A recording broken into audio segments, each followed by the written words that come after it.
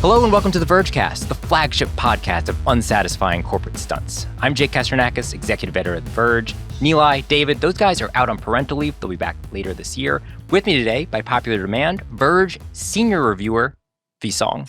I'm popular. And always in demand on the Vergecast. And now, making her Vergecast debut, we've got Verge senior AI reporter, Hayden Field. Woohoo! Psyched. So glad to have you both here. We've got a lot to talk about today. It was a big week for weird corporate stunts and lawsuits. We're going to do a corporate shenanigans power hour. Disclosure, it may not be a full hour, but there will be a lot of shenanigans. I promise you that. We'll see how it goes. The Thunder Round is back and better than ever. But most importantly, we've got a lot more to talk about with GPT-5 because that launch did not go so well. It really did not. So last week we recorded this show, literally they had just wrapped up. And now people have actually had a chance to use it. And they have thoughts and emotions. People have a lot of emotions. So many emotions. This launch. What's that subreddit? The AI boyfriend subreddit? Oh, yeah. They were really talking. They're It's feeling a meltdown. So people were furious that ChatGPT removed the ability to use old models without warning. OpenAI says it won't do that again. People think GPT-5 is less friendly than GPT-4, so OpenAI is updating its personality. And OpenAI CEO Sam Altman had a fairly unsatisfying explanation for the atrocious bar graph crimes that we saw last week. So a lot of things went wrong with this launch. Before we get into the things that went wrong, can we all at least agree that the new splash screen on ChatGPT, where it has a bunch of different colors, is the biggest upgrade here, right? They spent a ton of time on this model, but I like the colors. The colors are good. The colors, I thought they were vaguely Apple-y. I looked at it, I was like, what is this? An Apple app? Does Apple just own the rainbow? They're just any... It did look a little Apple-y. It did look a little Apple-y, Yeah. right? I was just kind of I don't know how I feel about that. But I was like, ooh, color. I don't know. We love color. We love colors. I actually big color proponent here. The ChatGPT standard screen is kind of the most boring screen in existence. It looks Google's... like a piece of paper. It does. Yeah. Yeah. There's nothing there for the most advanced piece of technology in the world. It's like a beige PC. It is, and I will admit I was very surprised. I was like, ooh, colors. This must be a significant launch. That kind Yes. of They had vibe. to differentiate because the launch itself wasn't as exciting for people, so they knew the colors would get them, It worked. It worked. I hope the colors stay. I don't know. I ran out of ChatGPT of GPT-5 queries, and so now it's back to beige again. I don't know if that's just it was an intro period or Maybe it was a mind trick. They want you to want the colors, so they're trying to get you to buy more credits. Can I tell you something? I'm going to use this over Claude if I get those colors back. That was somebody's got to get on these interfaces. They must have done an internal study. They had to be Yes. studying people's Yeah. subconscious.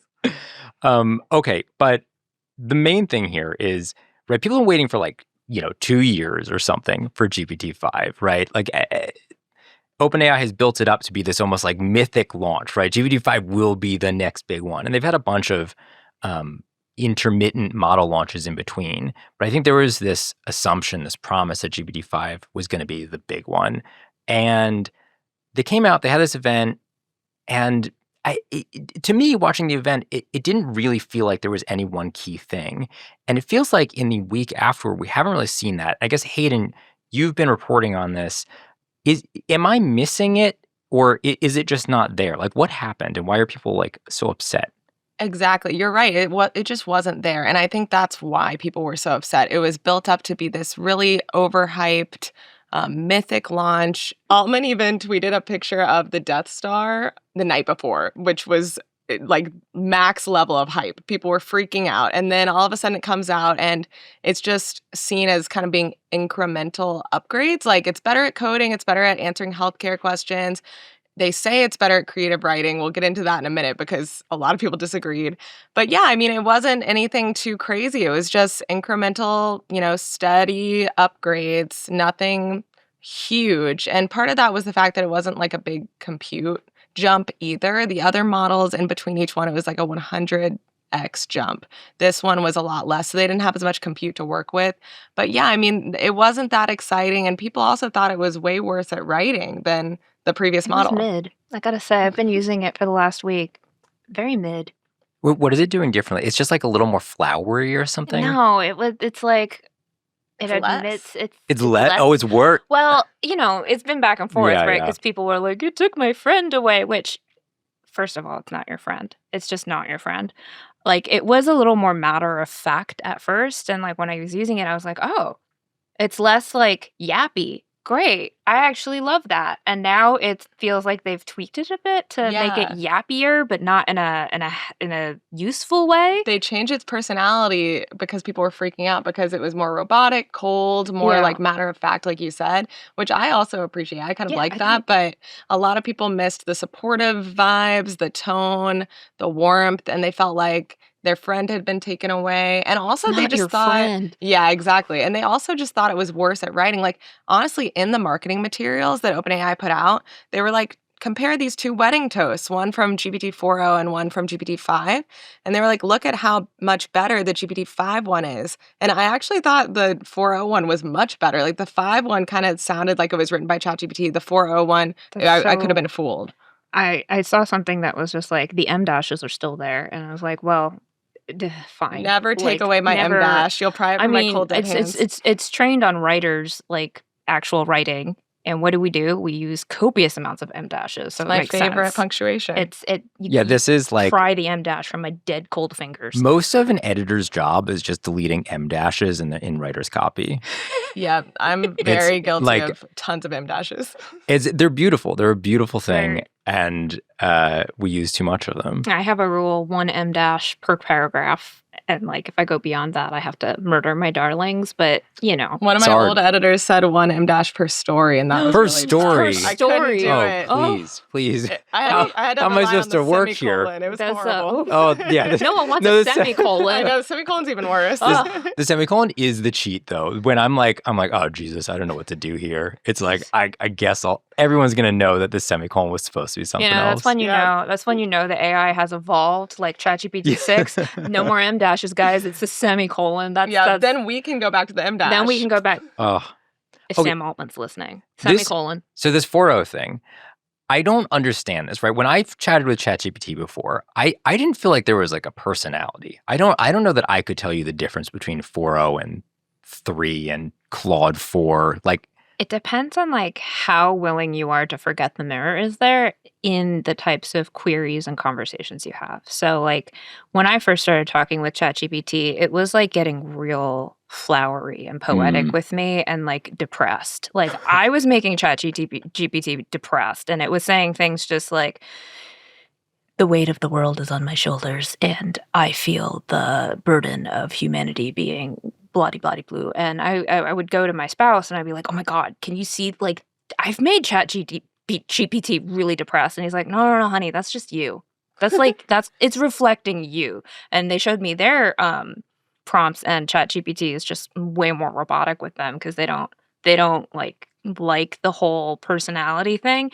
And then once I realized that, I was like, oh, Christ. I got philosophical with the thing, and it was like reflecting back my own existential milieu at me. So let me just talk to it like it's a robot. And so after that, it's still like warm and encouraging, but like I tweaked it. I was like, only give me 2% flattery. I don't need you to yap at me. Stop asking me questions at the end of every single thing, because I can see the plain grab at future engagement. I don't want that, like that sort of stuff. That's the thing. It really is how you use it, because for me, I'm really robotic with it. I use it like Google. Like I'm not like, going into big stories or like typing more than one sentence at a time. So it's always pretty robotic back with me. But I've seen a lot of people that use it more for emotional support or therapy. That's a whole can of worms too. But, it kind of mirrors back what you put into it. Mm-hmm. That's so interesting. And I guess maybe that explains why, like, the people who are already very emotional and giving that emotion over to ChatGPT, of course they would be the ones to notice that it changes. And of course they would therefore be upset because they're using this for that purpose. I did not notice at all. I just, in my normal queries, I'm like, this is basically the same. Yeah. If you're using it kind of in a utilitarian way, you're really not going to notice it. But like, I don't know. I go into subreddits sometimes and I'm like, what are people using this for? And there was one that was like, based on everything I've ever asked you, analyze like all these personality facets of me and what like Oh my mental God. like illnesses that I am like have a propensity to. And my friend was like, oh my God, I want you to like try this. And I tried it. And, it read me for filth. I did not like it. And then I was like, oh, okay, cool. And so, like, in those types of queries, whenever, like, I'm trying to test out what it's going to say to me and what it's going to throw to me, that is when I noticed that it was a little more curt. It was a little more factual. It was a little bit more, like, not sycophantic and saying things like, you're a great V. You can do everything you put your mind to. You are so talented. Instead, it's just like, well, I mean, I want to say, you're good. here at the but Vergecast, we're very supportive. You can do anything you put your mind to, You can. as long Thank as you, it guys. is within, the physical realm. That's, we will stop there, unlike Yeah. ChatGPT. There's also like a TikTok trend right now where people are asking ChatGPT about their own like biggest red flag. And so it's the same thing as you just said. They're like, oh, based on everything I've ever asked you, what's my biggest red flag? What's my biggest like flaw? And then they're posting that. And so, yeah, I think that's the type of person that's seeing a difference in this Yeah. type of Mhm. response. So the thing I guess I want to ask about is, I feel like there's sort of two parts to ChatGPT. There's like the normal people part, and then there's coding. And coding is what they kind of went deep on at the event. And that seems to be a space that they really wanted to catch up in and maybe get ahead on. And they had that partnership with Cursor. I'm curious, Hayden, have you heard more about this? Like, is ChatGPT 5 better for coding? Is that working? It is better at coding. And I think that's one of the main parts where it shines a little brighter. Like the other things, when they put out all their marketing pushes, basically they highlighted three things: healthcare, coding, and creative writing. The creative writing, obviously, a lot of people disagreed. They said this is the worst. Reading the Reddit comments about GPT-5's creative writing style was hilarious. Like, I've never seen something dragged so deeply. And then healthcare, that's kind of untested. Yeah, I mean, can it answer your questions better? We don't know. I tried. Whereas, yeah. We'll get into that. Okay, yeah, I want to hear about that. But coding, it is better. I mean, right now, if you look at Chatbot Arena, one of the industry's biggest like leaderboards for ranking LLMs, it is at the top of the coding category. It is better, but I don't think it's crazily better. We didn't see an insane jump. We just saw an incremental one. So is it better? Yes. Is the hype paying off? No. So, we saw in their marketing materials also, they put out a couple examples of things it could do, like make a little game, create like a lo-fi visualizer, aka iTunes in the 2000s. That was cool. But, we'll get into this later, but my tries on this kind of glitched a lot. So I don't know. I want to play a clip really fast.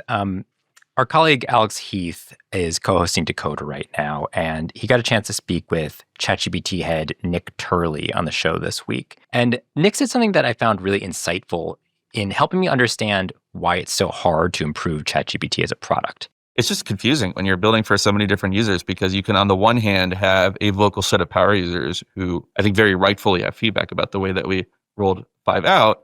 On the other hand, you also have a large swath of more typical consumer users, and it's their first time actually interacting with the concept of reasoning, like a thinking model and the smarts that come with that. And I think that's tremendous, and we're going to see it show up in our stats. So he breaks it down into like power users and regular users. But in my head, this also sort of pans out to, okay, right, there's like ChatGPT is 500 products in one, but the interface is the same for everybody, right? And so how do you even start to improve each one of those, right? We're talking about, okay, writing is a little worse, but coding is a little better, but it's the same product that has to do both of these. And it's like, at what point do they just start splitting this up and turning this into multiple different products instead of just being like, it's one thing, it does everything? One of the coolest parts of the launch, honestly, was the switch that they introduced. So they said they've noticed that a bunch of their consumers want to not make a decision when they come to this product. They want a product, they don't want a decision, they don't understand all the confusing, insane names that they name all their models. And so they just want to come, and it's like, automatically routed to whatever model is best for that. And so that's what they did with this. I did think that was one of the only like notable parts of this launch, was that they were able to build something that did that. Obviously, it kind of blew back in their faces a little bit with the 4.0 thing, but besides that, it was cool that they were able to kind of automatically route queries depending on what's best for it. So I think they're going to keep going in that direction because, I mean, they don't want the average user, the non-power user, to see the behind the scenes of all these different models and what's best at what. They just want it to automatically happen for them and be super, no friction. That makes sense, like, from just a general average person user point, but, like, I did see people on Reddit go like, "This is unacceptable because I use model 3.0 for logic reasoning, and I use 4.0 for this, and I use 4.5 for whatever," and I was like, "Wow, that's way too much, like, differentiation and thought for the average person to actually just go in and, like." I just don't think they're gonna go into those specialized routes for that reason because I have a hard enough time thinking what product I'm gonna use for what. Couldn't be me, yes. But I think that for some people, if they pay a lot, especially if they're on that higher subscription tier, like, $200 a That's month a lot. or whatever, That's a lot. they want choice. And so I think OpenAI learned their lesson here in that they need to give a lot of notice if they're going to, take some models offline. Especially because, people in SF had a funeral for a Claude model the other day. So they need to give notice and just, let their power users kind of wild. weigh in. That's so wild just to see, like, the personification of it, though, to, like, mourning ChatGPT 4.0, mourning old versions of Claude. I'm just like, it reminds me of, like, back when Sony had those little Aibo dogs the robotic dogs that they discontinued. The iDogs? Yeah, and then, like, they continued it for a while, and then owners in Japan, like, once their little robot dogs started deprecating, they held funerals for them. Oh no. And then, like, it was like a whole thing. And, but that sort of made sense. It was a little robot dog. It was cute. It was lovable. But people doing this for an intangible AI model, that kind of makes me go like, I think it's sad too because I don't know, I feel like it's human nature to personify things. Like we name our cars, we like name everything. And now you can name ChatGPT. And so it's hard because it's in our nature to personify things, but it's now that something can seemingly form an attachment back to you, it's not, but it seems that way to some people.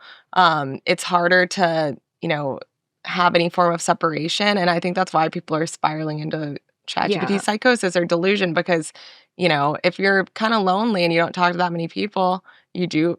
One guy on Reddit was saying, oh, they took away my only friend overnight with the 4.0 thing.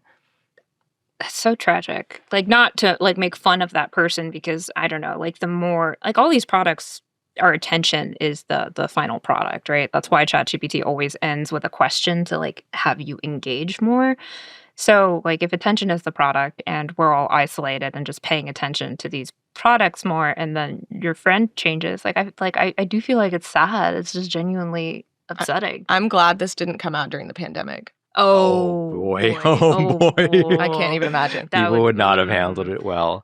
You are right, though, about the different models. And I do think that's actually one of the things that makes it such a challenging product, too. Because if you are trying to use this for work, every single, right, if you had to change your productivity software every day or for every task, you'd go crazy. And there is some element here where they're constantly refining these models and they're constantly introducing new ones. And for somebody who needs to use AI professionally and they add a new model one day and they take out your old one, even if, right, they act differently in these very unexpected, strange ways. Your piece of productivity software just changed. They moved the buttons around, except it's even more like strange and existential than that because this thing doesn't have any buttons. And I think that just makes it so much more difficult for people, right? Like, people being upset about 4.0's personality is one thing. People not being able to get their work done is another. And I feel like they sort of missed that when they introduced this new model, they're actually shuffling the deck chairs for everybody. That's because it's supposed to be everything, right? If it's everything everywhere all at once, like the movie, then, it's just, you can't. There has to be limitations somewhere. And the power users really do exactly what you said. They use a different model for everything. So, it's like you have to cater to them because they're the ones using it all day, every day. So you have to at least give them some notice. So I gave everybody some homework. Yes, you did. So last week, none of us on the show were able to say that we had tried vibe coding. And so I thought it was important that we fix that this week. Now, I will say, disclosure, none of us actually know how to code. So this is like a very different use case than a professional developer. I have friends who are like, yeah, my job is just like 90% babysitting AI coding at this point. That's not what this is. But I found OpenAI's presentation to be really interesting because I think they sort of envision this next phase for ChatGPT, one where it starts just building stuff for us as a matter of course. And for us, that actually requires a little bit of like a mindset shift, right? It's just like another type of query that I didn't know I could enter, right? You just have to start saying, hey, can you make me an interactive? Can you turn this into a game? Can you like visualize this for me? So we all tried to build something and we all have different experiences about how it went. So V, do you want to start? Sure. Let's just say that I had to take coding in high school, and I only passed because a blizzard totally wiped out my final, and that is the only reason why I passed. Also, shout out to Henry Chan for having a crush on me and letting me put my name on all the group projects because he Love was good that. at coding. Wow, huge. And I was not. I was terrible at it. So I had it code me a problem that I have, which is keeping track of all of my review units. And I will share my screen so you guys can see this horrible little thing I made. And so I asked it, can you program me an interactive product inventory tracker? I need to be able to keep track of which review units I have, what's in my queue, and when I need to return loaner units by. And it thought for 19 seconds. That's what it said here. And I was like, oh, it's thinking really hard. And then, it made me a lightweight single file web app for tracking. And I was like, I don't know what this means. This is what I mean by it yaps. It gave me a paragraph and I went, that's a lot of words. It's asking me to do things. And then it says, open the Canvas preview to use it. And I was like, how do I use this? Because and then it's like, you can use it as a standalone app. Open it locally. Add all of your. I was like, this is so much. There are 8 bullet points here Wow. with 8 sub bullet points within them about how you use this file. This that it seems like created more for you. work than even just doing it yourself. It does. And then I was like, oh, wait, do I just click this thingy? And then it gave me this code. And I was like, this is scary. I don't like looking at this. And then there was a thing, it says run code. And then I was like, well, that's a system. I don't know what I'm doing here. I So said. you just clicked run and it just said syntax error. Yeah. And there was no further Yeah. thing that you could do. And then it was like, I could make this into a ready to open HTML file. And I was like, yes, I would like an HTML version. Please do that. And then it did this, which is more code. And I was like, okay. And then it says, I've converted this into an HTML skeleton that you can run directly in your browser. Great. Love it. You need to paste your full React. No, don't do this to me. Mhm. Don't ask me to do a thing. And then I was like, what does this look like? Oh no, You I click it don't. again. I click it again. This is not, I don't understand what's happening. And then I basically was just like, can you explain this to me in a way that someone with absolutely no knowledge of coding jargon can understand? And it said, got it. Here's the plain English version. I was like, oh my God, there's so many words again. Save it to Another my computer. 4-point step. Another 4-point Okay. steps. And I was just like, oh my God, okay, sure. And then I was just like, and then it says, I can post the full HTML here for you to save or give you a downloadable version. I was like, okay, yeah. In my head, I'm like, just let me download this. There's so much reading going on. Here's your ready to open HTML file. But then it's like, you still have to paste the code that I made for you. Right. So it lied a little bit. It lied a little bit. I got so frustrated that I went to my dev friend and I was like, what's it telling me to do? And she's like, it's kind of lying to you. Kind of like, you just have to know what it's saying. And then she went into a rant about how it's talking to you like you know how to use code already. And that's why, in her words, women have a hard time breaking into the coding industry because everyone talks like everyone knows what everything is already. And I was like, okay, that also is not helping me figure this out.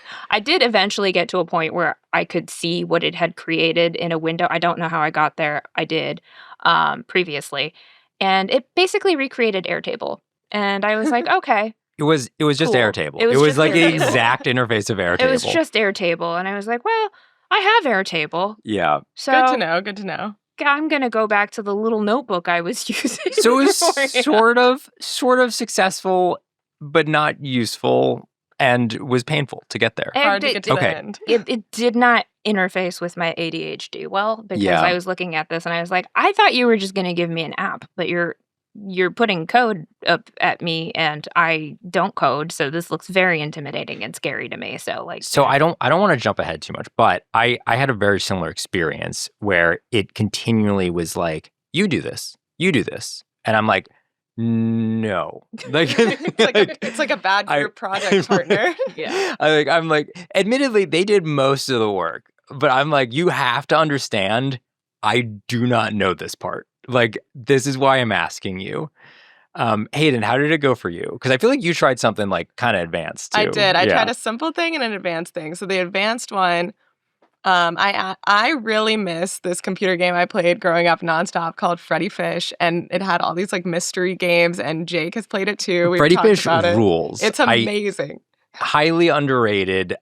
Go watch the YouTube videos about it. It was really high quality kids entertainment. It was good stuff. The way that I de-stressed the other day was like watching a playthrough on YouTube. So good. But I missed it. I, of course, knew nothing could actually recreate it, but I was like, let me use this as my inspiration to, have some nostalgia. So I asked it to create a single page app in a single HTML file called Undersea Mysteries, with the goal of just solving like a simple mystery or puzzle. Puzzle is kind of its out because that's simpler to create. And I said, make me a pink cartoon starfish with a sidekick that's an ornery but lovable jellyfish. Make the UI colorful, 90s-esque. It should take place under the sea. There should be like sea kelp, sunken pirate ships, treasure chests, stuff like that. So I was really prompt. I really had a vision, you know what I mean? I was going off my nostalgia. So I thought for 1 minute and 38 seconds. Here's the code. At first, it brought up this cute 90s-esque, like tie-dye game called Undersea Mysteries. It was exactly what I asked for. There were clues you had to click around and find. Then you could open a treasure chest. There was a sunken pirate ship. There was a jellyfish that looked ornery but lovable. We had it all. The problem is I couldn't scroll down at all. I couldn't. What you're seeing right here is all I could see. It looks so good. You showed me the does. screenshot, and like it gave me the Freddy Fish vibes, and I'm like, oh my god, I want to play this. It was like Yeah. torture because I could not scroll down. I could see it, and then it said cannot preview your code. An error occurred. I was like, no problem. Let's fix it. So it said, okay, do you want to fix it? I said, no. You fix it. So same thing that happened to you, Jake. It was like at every step, it was like, okay, here's what you should do. I'm like, no, you do it. So then it kept saying it was fixed. I'm like, great, I can't wait to play my game. Finally, we got to the point where I try to run the code. It says everything's fixed, and this happens. Just completely like This is so now it's just a text file that Yep. just says it's just black and white with a bunch of like gunk. Right. This doesn't. So I don't know what this It says just anymore. looks like word vomit. Everything has disappeared. Yeah, it was just so sad. It was like a broken just paragraph of text. And so I said, you know what, let me try something a little simpler. So I said, hey, can you give me like an interactive embroidery lesson? I famously the other day tried to order an embroidery kit for a beginner on Amazon. Ooh, I've done that. And it was all AI generated, the instructions. No. It said like kill at one point. It was kind of Oh, creepy. boy. It was With the very needle, the embroidery needles are not that sharp. I know, it was a lot. So I said, okay, let me set away these instructions and let me just make an interactive training thing for myself on here. Great. It was successful. So I ran the code and it gave me a little lesson plan, and it says, okay, click along the neon guide to lay even stitches. And so, I mean, it's not like I can really learn because it's just asking me to make clicks, 12 pixels apart, but the vibes were there. It had tips at the bottom, and then I could go on to different pages and do different types of stitches, although I'm just clicking, so it's not really that helpful. It is what I asked for, and it was successful. So I think simpler stuff, great, but I was interested in the fact that it kept asking us to do our own coding. Yeah, it's so interesting that like the assumption is that it will build it for you, but it keeps trying to throw things back to us, which it's interesting that it isn't able to tell that we obviously do not know what we're doing. Yeah, it talks to you like you understand the jargon. And I was like, no, I don't. Like, these are words. I'm digesting the words, but they're not processing in my brain. Like, how the vibes were not there. Yeah. The vibe coding vibes were not there. So my experience was, I think, very similar to both of yours, where I play a lot of chess, and I'm trying to learn some new openings for Black. And I was like, oh, it should just make me like an interactive lesson. That would be really cool. And so I gave it these instructions, and it went off. And, it does the same thing as with UV, where it's like, here's a bunch of code for HTML, open it up in your browser. I'm like, okay, I can manage this. But the problem is that chessboards don't load. And so I keep going back and forth with it and back and forth with it. And he keeps going, I fixed it. Don't worry about it. I fixed it this time. And I'm like, you didn't fix it. And it turned out that it kept calling these chessboard files that it believed were located on GitHub, but it did not have the right URL. And so I'm like, ChatGPT, you have to understand the thing you think is at this URL is not this URL. It is not loading. You need to figure something else out. And it would be like, Jake, I have fixed it.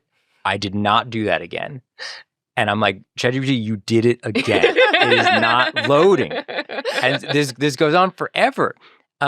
So finally, I realized, okay, I think I've got this. I'm like, ChatGPT, I need you to build this entirely locally. Do not use these other files. Like, don't use this JSON thing. It needs to be entirely local. And figures it out. So it gets me something. So I'm going to share this so we can all see it. Okay, so here's the HTML version. This is the working version. Okay, so here it is. Look, it made a chessboard. It's Can a you see this? chessboard. It made a chessboard. It made okay, a chessboard. Great. And it worked. I'm like, hey, this is pretty good. This is not so bad. So then I go back to it and I'm like, all right, not bad, but this is like pretty simple. Can we do some upgrades here? Because the main thing for me, if you look at this, it has a chessboard. It looks good, but it's from White's point of view, and I'm learning Black openings, and so if I'm playing chess online or in person, like the Black side is going to be near me, and so I want to see it from Black's perspective. So I'm like, hey, ChatGPT, can you flip the board? And this begins a very, very lengthy series of back and forths. Oh no! I get kicked out of my GPT-5 minutes, whatever. So it's a mix of GPT-5, GPT-4. But I'm going to show you what it has created now. And this is a very fancy version. It has a bunch of different openings, a bunch of different, like you can do different lines. I don't know if you guys are chess experts, but I'm just going to decidedly not. I'm gonna click one button here, and I'm going to ask if you guys can tell me what has gone wrong with this latest version. Okay, so we're going to make the first move. Do you know what has gone wrong here? Well, White goes first. Yes, indeed. And ChatGPT has moved the Black piece first. Oh, man. And I have told ChatGPT this several times at this point, and it will not stop making Black move first. The legal So move. it is, yes. So it has gotten significantly more broken as I have tried to change literally anything. This reminds me of like the robotic arms that like can't grasp something, but they can like lift something that's like 500 pounds. Yeah. Like they can't Oh do the my simplest God. thing. This is what I've found with all the chess stuff, where it's like, okay, I'll just build you a giant app. It's really complicated. It has all these buttons. I don't know how many pieces go on the board. I tried this with Claude too, and Claude, I'm like, hey, Claude, there are too many pawns. You're putting extra pawns in the board, and it's like, I'm so sorry. Let me fix that, and then it just doesn't fix it. Yeah. So anyway. These are our adventures in vibe coding. I think maybe the lesson is, Sam Altman really pushed this as this is sort of a new era for vibe coding. It's going to be able to build all these sort of like cool interactive things for users, and that is, I think, a really interesting promise that we'd be able to just like visualize things in new ways and learn things in new ways. And I do really want to tap into that, but it feels pretty clear to me after this that it's not quite there. No, it feels like if you already know how to code, I think this is going to be great for you, because when it comes to the point where it gets something wrong, you're going to be able to identify what it's doing wrong quickly and then be like, oh, you just made a little baby mistake. I can do the thing. But if like the real true spirit of vibe coding is a coding dum-dum like me being able to make an app that just works, I mean, I lost my mind trying to recreate Airtable. So, I mean, in fairness, I lose my mind just opening Airtable. yeah. Same. So yeah. that's the standard experience there. All right, we've got to take a break. When we get back, we've got a new segment we're calling Corporate Shenanigans.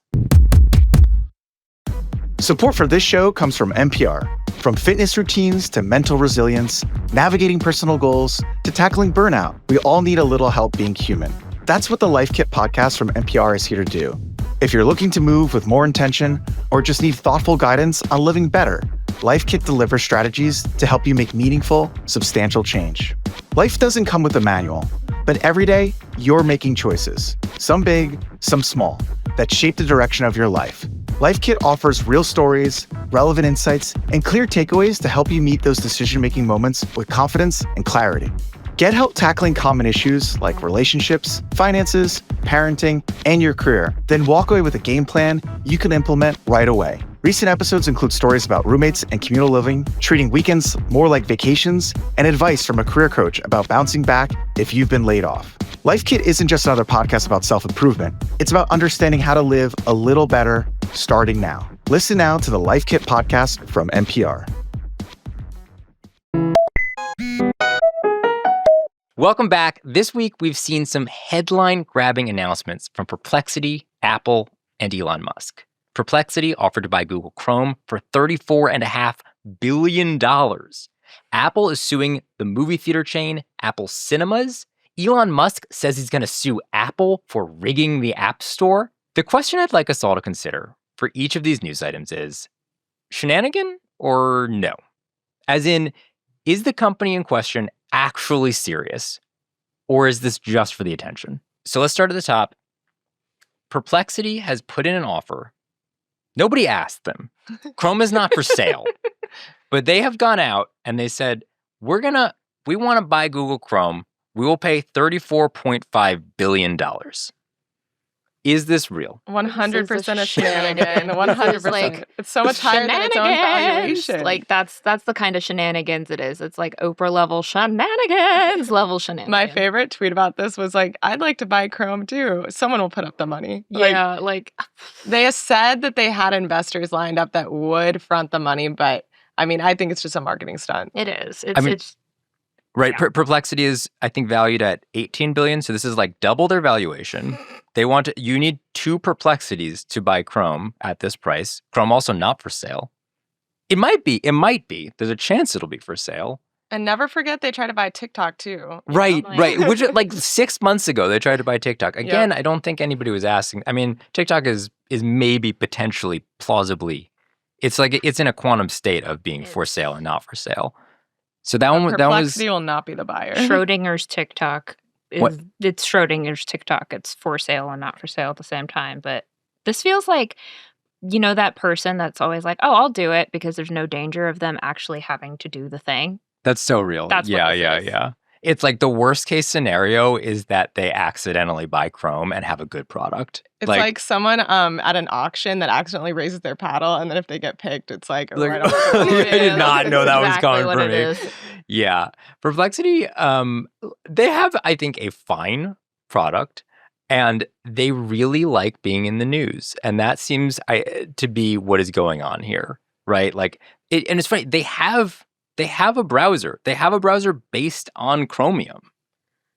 It's perplexing. See what I did there? Yeah. Okay, this one I think we can move on from. I feel like we're all in agreement. Fully a shenanigan, not serious. Okay, item number 2. Apple, the company that makes computers, is suing Apple Cinemas, a small movie theater chain that is now starting to expand nationally. Now, okay, I will tell you, when I first saw this, I was like, this is ludicrous. This is a shenanigan. I'm sorry. I never heard of Apple Cinemas until this lawsuit. They're So, making like, it more popular. By They the are lawsuit. like, it's like that thing where you're drawing attention to the thing. He's doing a Hamilton, where Hamilton is just like, I will tell everyone I had an affair, even though no one actually. This is my musical theater nerd coming out. Oh, where- actually, did you know it's coming out to theaters? I'm really excited. We got to go see it. Yeah, together. we gotta go see it. But he's just like, oh, nobody knows about this affair. Let me publish it for everyone and ruin my life. Like, that vibe is what's happening here. Like, nobody freaking knew what Apple Cinemas was or was associating it with Apple. It's a shenanigan in that way, but I think they are very serious and they want it to happen because they're so intense about their brand. So I feel like it's like a shenanigan to us all, but internally not, because they're really believe that this is like a threat to their brand. So they got really upset because Apple Cinemas started moving into, I believe it was San Francisco. And they were like, this is this is too home close. turf. They're like, you can't do this. Yeah, it was They like actually 50 miles they from their narked HQ. on Apple Cinemas. They called up Apple Cinemas landlord and they're like, hey, I don't know if you know this, but they're kind of using our name. And the landlord did not respond. And they're like, we had to sue. It was the only thing we could do. Okay, Calling the landlord, that's dark. this lawsuit is kind of ridiculous. They just go through a bunch of like Facebook comments of people being like, lol, they gonna get sued. Like they're And like they're using that as evidence. this is their evidence. They at one point they do a Google image search for Apple Cinema, which I will note the company's Apple Cinemas. They do a Google search for Apple Cinema, and they're like, look at this. Half the results are Apple Cinemas, and half are the Apple Cinema display. We have a product with basically the same name. So they paint this long history of Apple. They're like, Apple has a grand history with cinema. We created Final Cut. We created QuickTime. We streamed the trailer for The Phantom Menace on our website. And it's very, very silly. Jake, you should use that voice when you do this podcast. Yeah. This is the entire No. podcast. Will be No. this. I don't think I can maintain it. The Okay, Apple voice. Mm. so there is another wrinkle to this that I have to point out. So I'm gonna read you a bunch of names, and I want you to tell me if you know who originally owned these. Right. So Apple Electronics, Apple Films, Apple Publishing, Apple Boutique, Apple Records, and Apple Studios.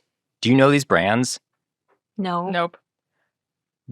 These were originally companies that were part of Apple Corps, which is the Beatles company. The Beatles started this to start wow. Apple Records.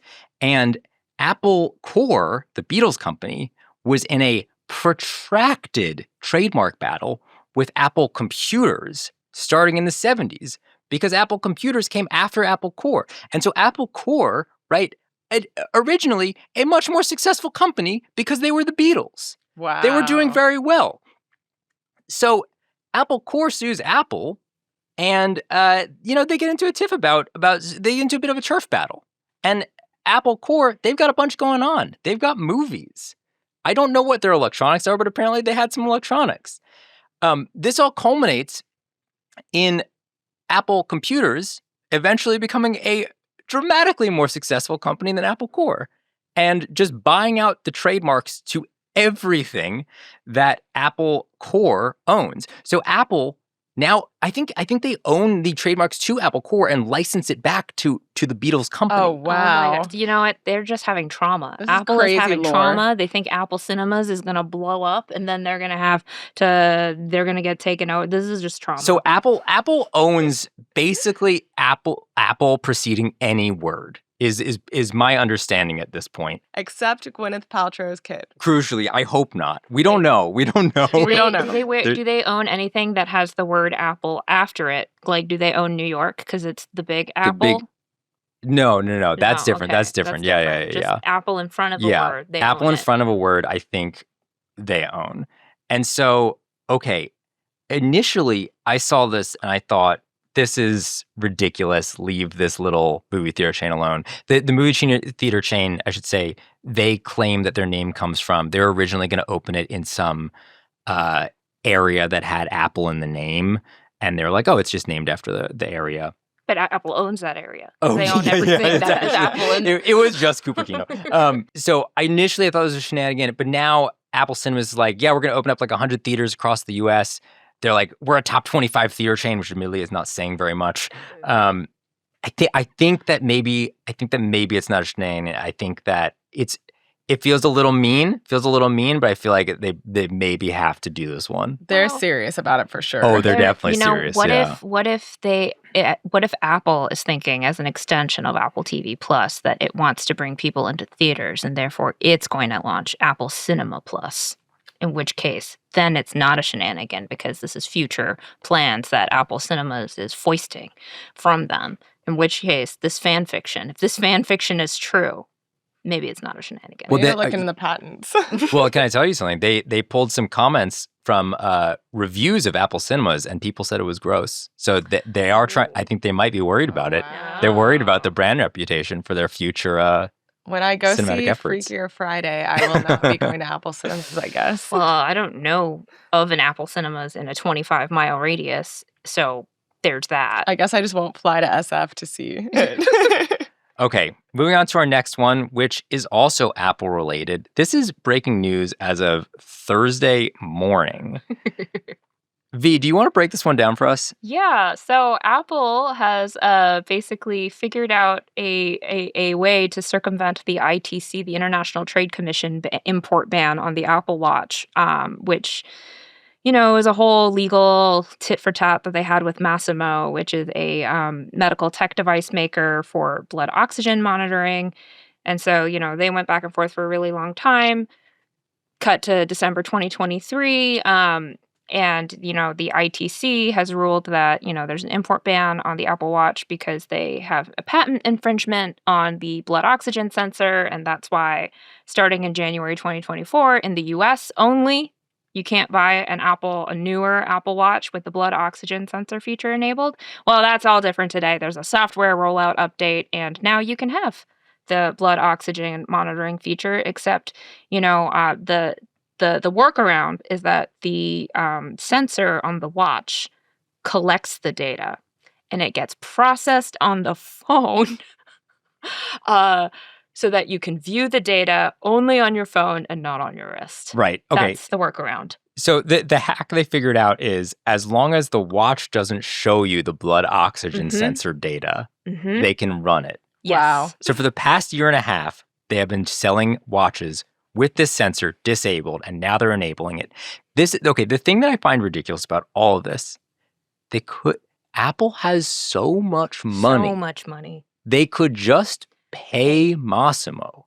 Is it just like a principle thing? What's up with this? They don't want to pay. I think so, though, right? Like, I think they're like, listen, even if you are right about it, and look, Massimo, they might be right, they might not. It is going to continue to be litigated for a long time. But I think that they're saying on principle, even if you're right, we will drag you to the ends of the earth and we will deplete your legal budget before we give in. I think that's what's happening here. There's like multiple suits going on. So like initially, like this thing goes back like over a decade at this point where, initially Apple went to Massimo, allegedly Apple went to Massimo and they were like, hey, we want to collab on blood oxygen.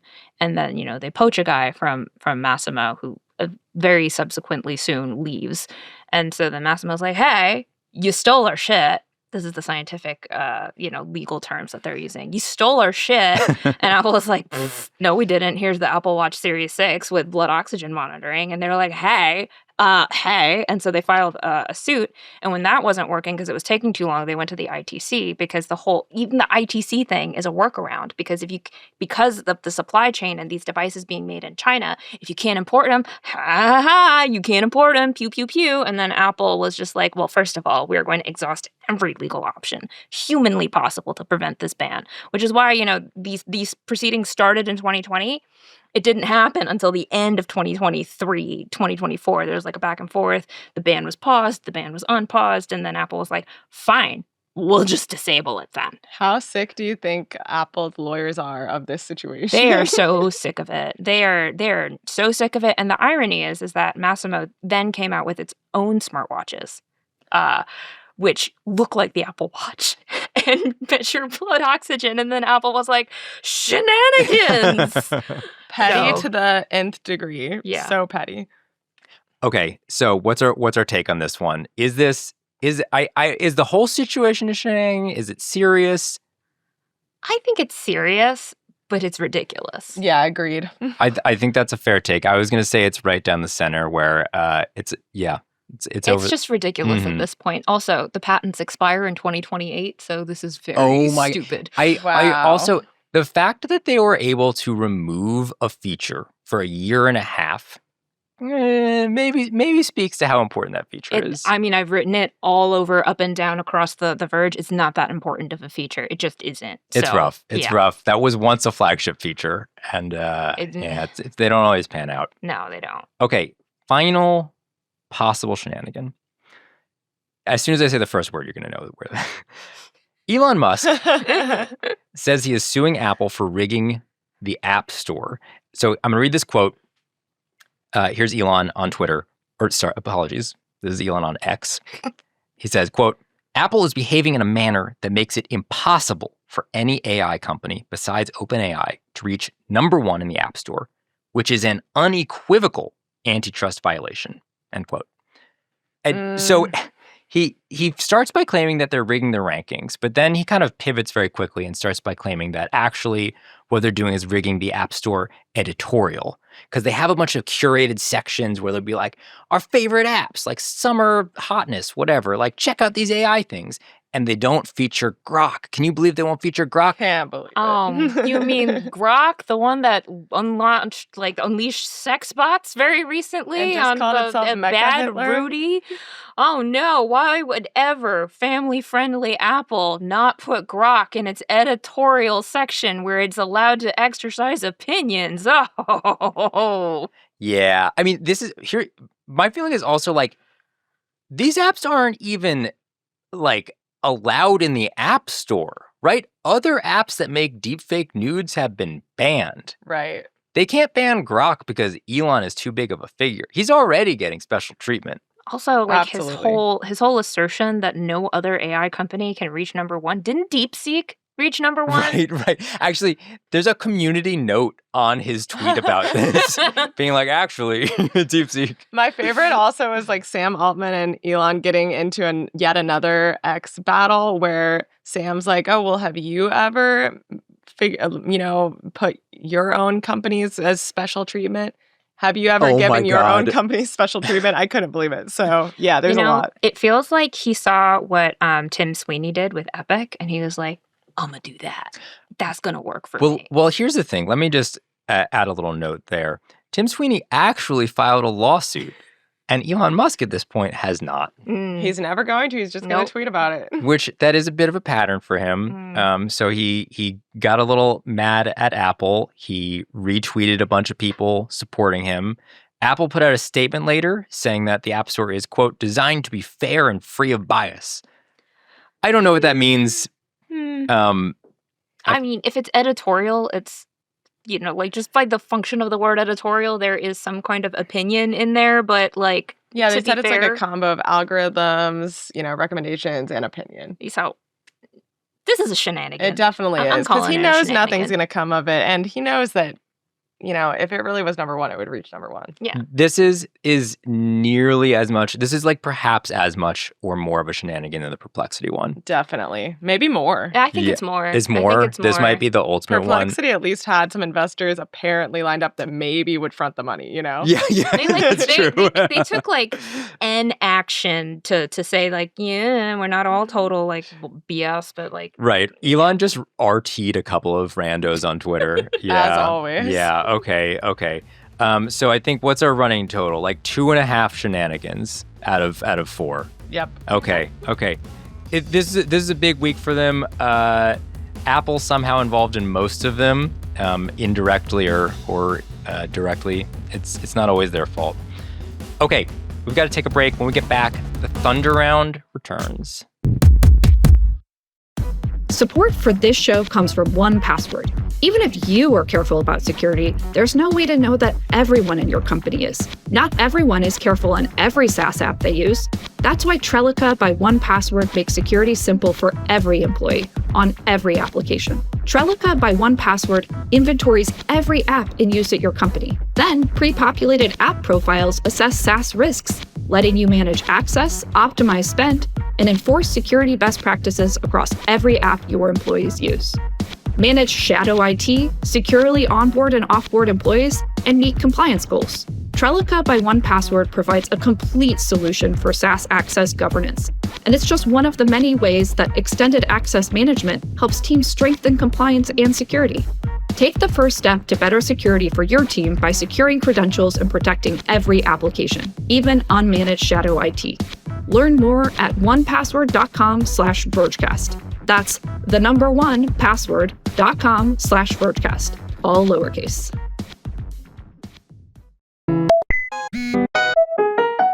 All right, we're back with the Thunder Round, aka the Lightning Round : the Thunder Round : Jake's version. Love it. As you all know, I've been on a power trip since Nilay Patel left on parental leave The lightning round, as we know it, is done for. This is now the thunder round. I have given our producer, Eric Gomez, the power of thunder to make sure that we keep moving and get through all of the important stories that we want to talk about. So we're going to do 5 stories, 5 minutes each. At 30 seconds, we're going to hear a rumble of thunder telling us to move along. If we keep going and get a little too far, we're going to hear thunder crash down. And that's our moment to move along. All right. Let's get started. V, you've got our first story today. Yeah, so my first story is Allison's little adventure turning her LTE Apple Watch into her only device. So she's leaving her phone at home. She's going out and she's doing her adventures. And Allison is like annoyingly, well, and I say this with admiration, one of the funniest writers on staff. So just reading this was just delightful. And like, I was just like, she reached out to me and she's like, V, I have this crazy idea. I was like, hit me with it, girl. What are you going to do? She's like, what if I leave my phone's at home and just live off of a smartwatch? And I went, God bless. Let me know how it goes. I ain't that crazy. Let me see how it happens. And it happened like how I thought it would happen. But it tickled me because I think she and I, our beats continually like fuse and merge together because of all the ways that they're stuffing AI into our products. And I think she and I both have just like had a lot of conversations about like needing to step away from our devices in some capacity. Like I had a story that came out a couple weeks ago about using Brick, which is like this thing that bricks your phone, and I use it during TV time to get my attention back. And she's like, I want to be more present in the world, so I'm going to leave my phone at home and just use my LTE watch for like connectivity. And of course that comes with its own trials and tribulations. Like she's like, oh shit, how do I call an Uber?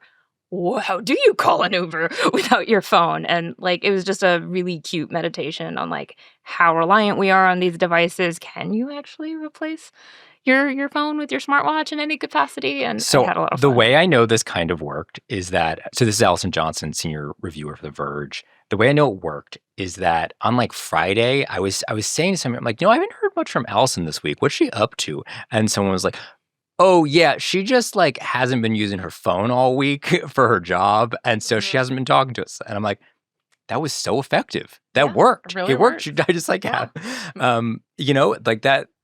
It was harder to get in touch with her, but I Yeah, guess that was sort of the definitely. point. It was functional. She was dead. She did a good job. My favorite part was when she said she had visions of herself sitting at a table in a Mhm. sidewalk cafe wearing a billowy skirt, but she doesn't own a billowy skirt. Like Yep. that was the energy she was going to give off. Okay, so I have a question, and it's not for you, V, because Mhm. I know the answer. Hayden, are you a smartwatch person? No, I hate having things on my wrist. Like I can't, Can you I just- don't like okay. the feeling. It's like, I think it's because I do boxing as a workout. So a lot of people use smartwatches as like a workout tracker also. And I would always have to take it off because I box. So I feel like I just don't like feeling something on my wrist like that. I don't know. I can deal with rings, but not big bracelets or anything like that. So it's been a while since I've been like a regular smartwatch person. I bought the original Apple Watch, and then I immediately bought an Android phone. And it was just like, I just like had this watch that I couldn't use. The thing that I think is really interesting about this is like, there's this, the sort of the conceit is, okay, the watch is less distracting than the phone. But I sort of wonder, and V, this is a question for you Mhm. now, isn't the watch a little more annoying because it's literally physically on your wrist there at all times and it's shaking around trying to alert you to everything? That It's- almost seems more distracting. It can be more distracting, especially when you wear two Yeah. at any given point in time, and they have different notification settings. Just because, like, Quick wearable check. I think there's 3 on you there's today. 3 on me today. Yeah. Well, there's 3 on me today, and 2 more at my desk because they're glasses, and so that's the whole thing. But yeah, that I do get buzzes a lot, and especially on this Garmin that I'm testing at the moment because it's a little less discerning with what notifications I get. So it's just like, oh, they texted you, oh, they texted you, they texted you, and like they buzz. So And I can't answer this as a objective third party because whenever I'm with someone who has an Apple Watch or a smartwatch, it makes me nervous because they're always looking at their wrist. And I'm like, oh, is it, am I boring you? Is it time to go? Obviously, it's just they're getting a text and they're like, oh, sorry. But, it can it's be definitely a social cue for sure, where I'm very cognizant of it, of just like things buzzing and being like, then going back down and looking at my wrist. Like I do I do think it's a different kind of distraction. Like with my phone, if I do need to, like if I'm sitting down for dinner with my wife, like I will put my phone somewhere else so that it's not distracting me. Because like, listen, love y'all, but I get a lot of Slack pings. All right, like they do not stop. And if it's on my person, if I know it's buzzed, then there's just like there's always that tension in my mind where I'm like, I gotta find out what this is. I gotta find out if it's important. Sometimes it's just the weather. Sometimes it's just telling me it's gonna rain, and I did not need to see that. And I do like that I can just like take my phone out of my pocket and put it somewhere else. And with the watch, you're sort of like That's why you got to get the flippy flip. Dismiss that.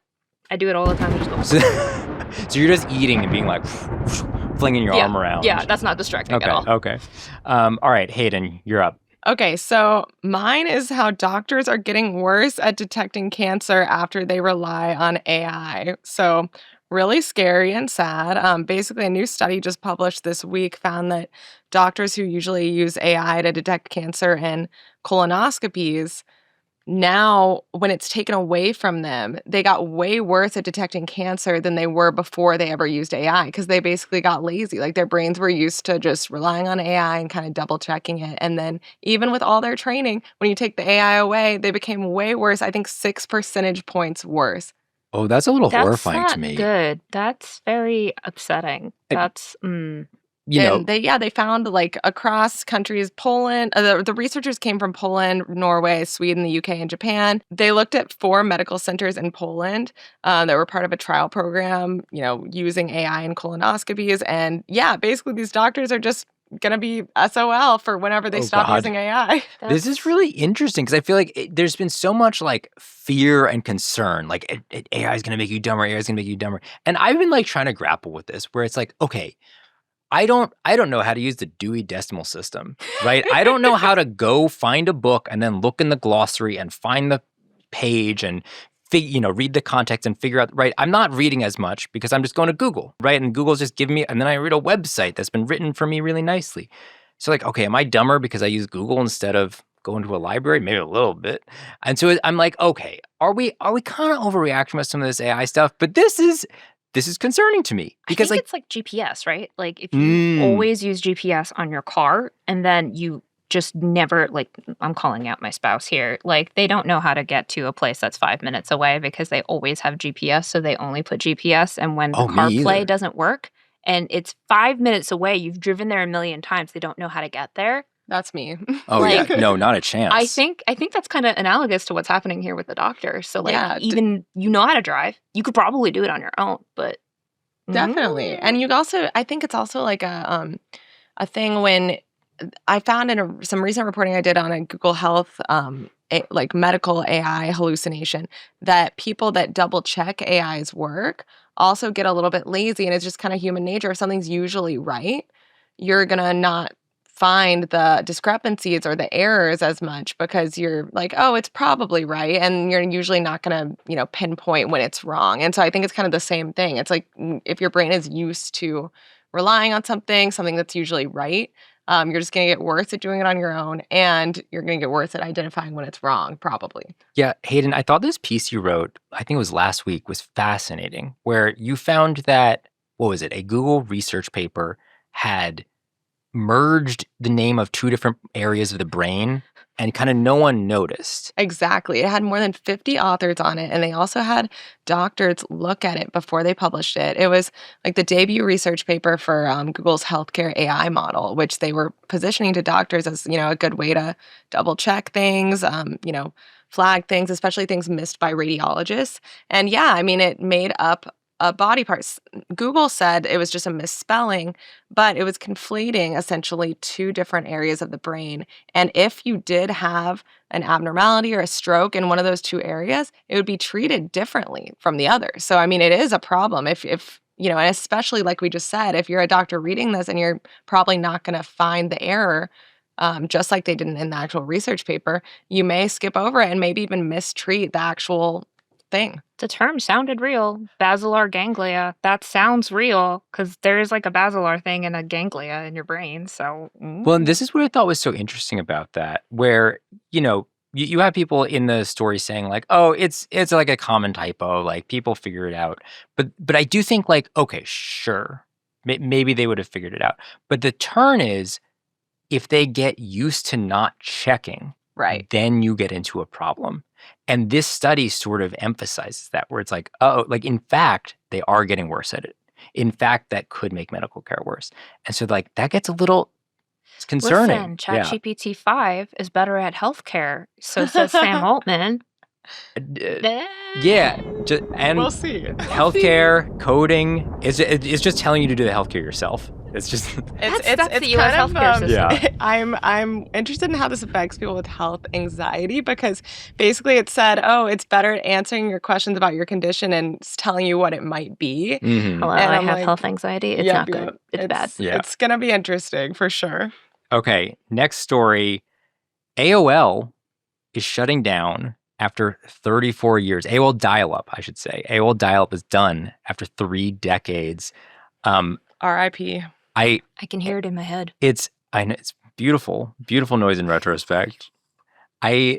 Apparently, according to the 2023 U.S. Census, there are currently, or there were around 160,000 people who still had dial-up internet, which is sort of It's so a lot. slow. It's a lot more than I expect. I want to Probably know have what really they're paying. peaceful lives, you know? Yeah. Right. This is the real question. What are they doing with it? You can't load anything on that internet right now. They're definitely just looking at like their AOL inbox and maybe like the MSN homepage. That's what I think. Is it? Yahoo? They use Yahoo. Oh, definitely Oh, Yahoo. yeah. Yeah. Actually, can I say when I looked up the Apple Core settlement with Apple Inc. From 2007, the press release, the spokesperson for Apple Core AOL email address. This was 2007, Wow. right? AOL is still around. You still see. I haven't seen an AOL email address in a while.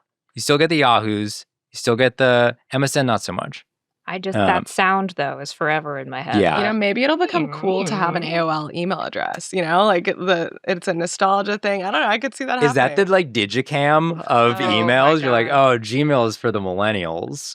We're gonna like buy old AOL Oh addresses. my god! I could see that Especially since like the inbox isn't unlimited, so it's going to be like a mindfulness thing where they're just like, oh, you only have 50 emails that you can have any given point in time. Again, they're probably so zen. Were you both AOL dial-up users back in the day? Yes, Yeah, yes. same. And it's.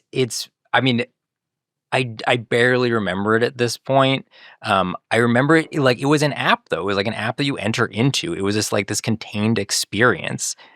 There's just like sound bites that I remember. Like, one, there's the connecting thing for the dial-up, but then also you got mail. Oh my god! And yeah. like, welcome to AOL or something like that, and just like what the homepage looked like. And, That was my Neopets era. oh my Oh, god, yeah. that was mine too. Going to the free omelet every day. Oh my gosh, that was so good. that's- My mm. shop song was an ABBA song. So good. Oh. Neopet's still going strong though. It is. This is I tried to log in sometime in the past year and they deleted my account. Oh my Devastating. gosh. My poor Wow. Gellerts.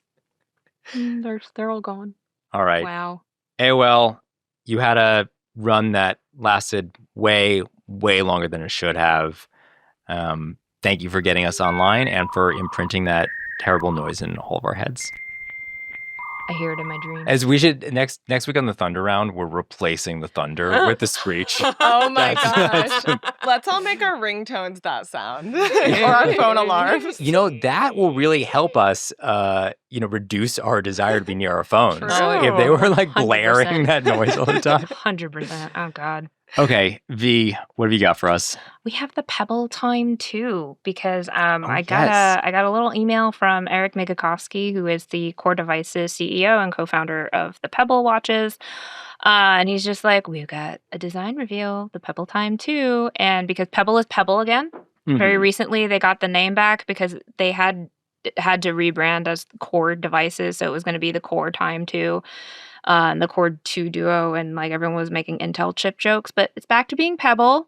And it's really, I brought this one up because we knew Pebble was coming back. We knew that Pebble just had these diehard community fans for open source smartwatching. And it was just interesting because in the comments on this, seemed to be like a war of ideologies of people who were like, yes, finally the Pebble has returned and my life is complete again. I read it in those voices, every single one of the Pebble diehards, because for the last decade they've been in my DMs going, nothing will ever replace my Pebble. I love it so much. And then there are other people going just like, I don't know, man. I need LTE on my smartwatch. I need like NFC on my smartwatch. I need it to do modern things. And like those are very purposefully not on the Pebble Time 2. Like it's got RGB lighting. It's got a really retro design. It's got e-paper as its display. It kind of feels like one of those dumb phone devices, but for your smartwatch. It's very retro. It's just going to do the simplistic, minimalistic things. And it was interesting wading into the comments to see people who are just like, yes, Pebble. And then other people going like, it's ugly. Why would you do this? Like, we're beyond this point. And I was just like, wow, it's so wild just watching this play out in the comments. So. Well, I also suspect that like there's a real degree to which if anybody thought that this was a real threat to the smartwatch market, this would not have been allowed to happen. No, like literally definitely. would not have been. No. Google owned all of this. Yeah, Google legit was just like, have at. Right. Go have fun. Google was do like, the thing. If it makes you happy. Like Literally. right? Like Google makes the Pixel Watch, right? That thing's not flying off store shelves. It's a lovely smartwatch, it's not flying off store shelves. It's a great smartwatch. And even they're like, yeah, you can compete with us. It's fine. Yeah, it's like- that's not the not opposite big. of the Apple and Apple Cinemas thing. Yes, Yeah, yes. it's literally like, oh, you guys want your little Pebble back? Have fun. Come on in and compete. Come on in. Go in. But it Have is fun. nice, right? I mean, this is sort of like a little bit playing off of what Allison did, where it's like, this is going even simpler. This is like, the watch is not going to bug you. No, like you get your notifications. You can do a little bit of step tracking. There's a compass in there. Have at, do what you will. There's a little community that's been like keeping the Pebble going, during the dark ages where there was no support and whatnot. Just a little community of ragtag Pebblers going and keeping this thing alive and popping into every single smartwatch review that I've written over the last however many years going, I miss my Pebble. I miss my Pebble. Like the just like that. It was kind of it was a nice watch. And I think there's also, it is like the ethos of it, right? Yeah. Because I don't think there's anything else There's nothing else quite like it that, in like no. in mainstream consumer technology that's as like tinkerer friendly. It's a Well, like- cute watch, a cute name. And Yeah. also just like, smartwatches, and I've written this time and time again, they kind of feel like the vanguards of walled garden OSs because Yes. they're there for you to stay stuck to a particular phone. So everything is super siloed. So for Pebble to be back out here and they're like, hey, y'all, open source, let's have fun. YOLO, let's go. Like, it's just nice to have that vibe come back at a time where like smartwatches as a whole are super duper siloed, and that's why I have to carry around 3 freaking phones. Like, No, I completely agree. And it's really funny. Like this is like an updated version of the Pebble Time 2. Was that what the original name was? it was the Pebble Time. It was So the Pebble- this is the Pebble Time 2. Oh, so this is actually a sequel Yeah. now. It still looks mostly the same, Yeah, but like it a does. little refined. And as far as I'm aware, the specs like are barely changing, right? Like Yeah, it's like they're it's really mostly The mostly battery the same life is device, better. mostly the same feature set as it was 10 years ago. Yep. Wait. It's There's like no other device you could be like, I don't know, if people were like iPhone 5, here it is. Honestly, okay, I'm saying this, I might buy that. The iPhone 5 looked really good. It was a good phone. Yeah, it was. Yeah. I also missed the button, That's true. let's This do is where that. it's gonna go. It's like the Digicam people are gonna demand we go backwards. Yeah. All right. The Pebble Time. It's supposedly shipping this summer. It's supposedly shipping this year. This year. It's This year. coming. This year's now. It's This coming year. Okay. sometime. Yeah. Okay. Very exciting days for the Pebble community. Y'all have been waiting. It's a good moment. Okay, Hayden. So Addie did a great piece this week on how chatbots aren't divulging their secrets. They're not like an oracle. When you ask it a question about how it works, its inner workings, why it was banned from something like Grok was, or why it's responding a certain way, what its secret prompts are. Most of the time, it's not unveiling secrets of its inner workings and its system. It's just kind of making something up because that's what it wants to do. It wants to make you happy. It wants to answer your question. It's searching the web and just becoming a pattern generator and, picking the next most logical word. Right. So this Grok thing, Grok like briefly got banned from X, which is And Blue Sky. and Blue Sky. First off, I cannot believe Grok was allowed on Blue Sky neither. for a No. second. Mm-mm. That's the craziest thing I've ever heard. So it got banned on X for mysterious reasons, even though it seems to be the main feature on X these days. And then people started asking it why it was banned. And they were just like, oh, okay, well, Greg, if you say so. But it had like a bunch of different explanations. Yeah, like one was that it's stated that Israel and the US are committing genocide in Gaza. And then another one said it was content refinements by XAI. And then another one said, oh, it's because I identified an individual in adult content. So basically, I ran the gamut. Yes. Like no one knew why it was really banned, and it didn't know either. It makes so much sense, right? You're like, why couldn't I ask the chatbot about itself? But I think this is like just at an even more basic level.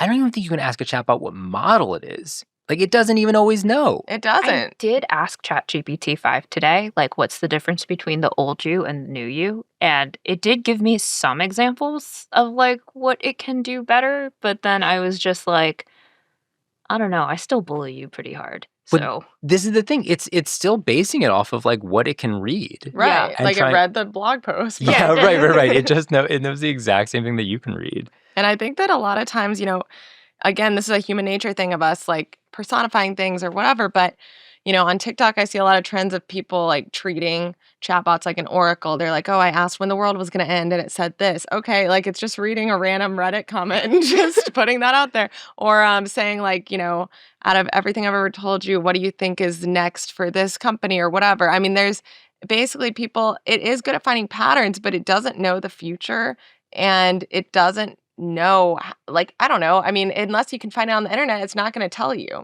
Besides, sometimes you can get it to unveil some of its system prompts or its secret hidden instructions. But I mean, that's it. So that's what's so tricky, though, right? I think particularly when the chatbots first started coming out, and I think this happened on Bing, where, right, I think most of the chatbots are given instructions. You would think that this would be some like fancy code of constraints on how these things operate. But there's actually just like some engineers are just like, be nice to the user, give brief responses. And it's just like English language, plain text stuff. And they kind of just like put that at the top of the chat and hide it. Yep. And so there have been these instances where people will figure out that, okay, if you do the right things, if you say it, the chatbot will reveal some of its prompts to you, which lets you figure out how it's been designed to operate. And so there are like very occasionally these secrets you can divine. Yes, only about the system prompt. And that's it, though, right? It's extremely limited. And then because of this, I think, I mean, it's probably for a lot of reasons that are mostly related to human psychology, but I think this sort of lends credence to it. People sort of think, oh, okay, anything it says about itself is going to be true. And you can't believe it. No. It probably even knows less if it's like a breaking news scenario. Right, exactly. And it's also hard because, I mean, the fact that it can find patterns in like economic conditions or like travel patterns, all these patterns that it finds, people think that it can also find patterns in like what's going to happen in the future or what's happened in the past. And it's just hard because I think, it's really good at some things and it's really bad at others. And, we have to remember what it's bad at. Yes. But it speaks so authoritatively. So exactly. It's hard to, it's gaslighting us. I mean, it just says things confidently. And so if you can't suss what it is, or it's really hard to remember what it is and it isn't good at for the average person, I think. This also, if you trace this far enough, I think this is how you start to get to some of those stories where people are like, it told me I could run through a wall, and so I ran at the wall. And it's like, no, like, please, like, you have to approach these things with common sense. And I think in complete fairness, the fact that the bot can't explain to you what it is doing is really confusing, especially when you have these reasoning models and these like quote unquote thinking models. They'll explain their reasoning, and it looks really, really like intelligent and sensible. And for it then to be like, just totally, I have no idea what model I am. I just have to make that up, right? I don't know why I acted this way. So I asked it how many R's were in strawberry. It said 3, which is correct. But then it said there are 3 R's in strawberry. But you know what it can't get right is the number of R's in any U.S. state, and it keeps labeling maps incorrectly too. It's great. One day, maybe get a second official opinion on your medical information, particularly from a Always, doctor every who, day, get a second medical. Just don't listen to ChatGPT. and make sure that doctor is not using AI. That's it for the Vergecast. If you like what we do here, the best way to support us is to buy a subscription to The Verge at theverge.com. We'd love to hear your questions and feedback. Let us know what you want to hear us talk about this summer. Email us at vergecast@verge.com or give us a call, 866-VERGE-11. The Vergecast is a production of The Verge and Vox Media Podcast Network. Our show is produced by Eric Gomez, Brandon Kiefer, Travis Larchuk, and Andrew Marino. Jen Tui has a great episode coming up on Tuesday. It's about whether we can make Rosie the Robot from the Jetsons a real thing. See you next week.